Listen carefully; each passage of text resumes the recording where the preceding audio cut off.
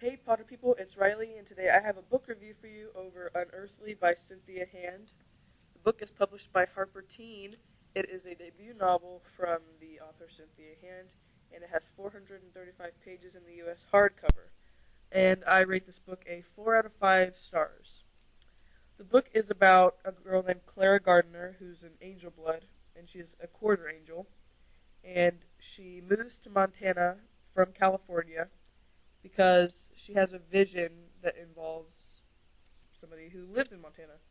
And she moves there and she meets the guy who's in her vision, and she thinks that, okay, I'm going to fulfill what's going on in my vision, blah, blah, blah. And then, like, the whole angel thing starts playing in, and then this other person comes in. And so, yeah, I really like the whole, like, fantasy aspect of it when she's with her friend Angela, who's also an angel, which you find out, which I kind of just spoiled something for you, but you find it out relatively early. And they talk about how there's going to be a war between the Black Wings, which are the fallen angels, and the regular angels with white wings. So yeah, um, the reason I give this a 4 out of 5 stars is because it lost a star for the ending. I didn't like the ending of the book. I'll tell you why later on. Um, First star is for plot. The plot really goes together. I mean, I kind of find it hard to believe.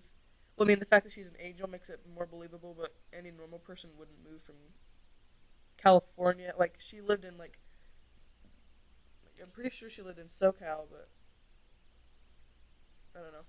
And she moved to, like, the smallest town in, like, Montana. And I don't know. I didn't find that very believable, but then the fact that she's an angel and that the person who's in her vision lives there, that makes it more believable. The character development, they're already pre-developed pretty much, even though this isn't a sequel. She does introduce that she's an angel blood, and it says in the summaries and the blurbs about it.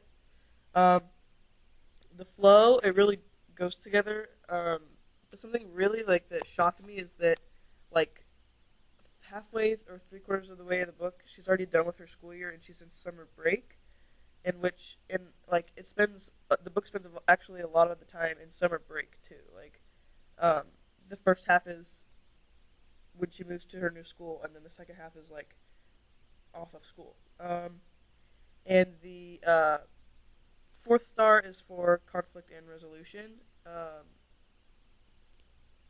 I liked. There's two kind of building conflicts. One has to do with her vision about saving this guy from fire, and then the other one is this Blackwing, which is a fallen angel who's like following her. His name is Sam Jiza.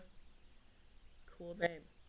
And yeah, and at the towards the very end, she meets that Sam Jiza, and he like takes her to hell. I think it's pretty cool. I like that conflict better than the whole romance conflict because I don't know. This book would have been much better if it had a lot more of the fantasy element. I mean, it had a lot, but I wish I had more. Um, okay, now back to the whole kind of like spoiler thing. Yeah, her friend Angela is an angel, and I really like that.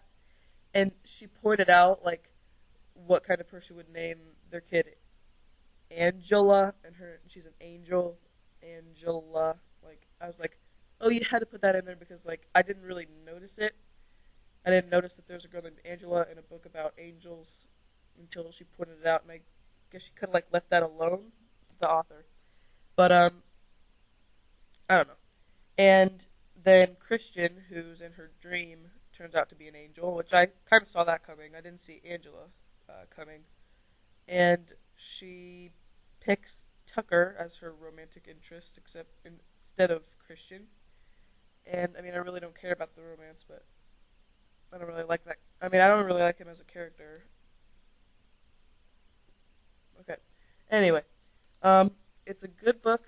Like I said, 4 out of 5 stars, and you can check out the review on the blog, which isn't going to be much different than this. All right. Thank you.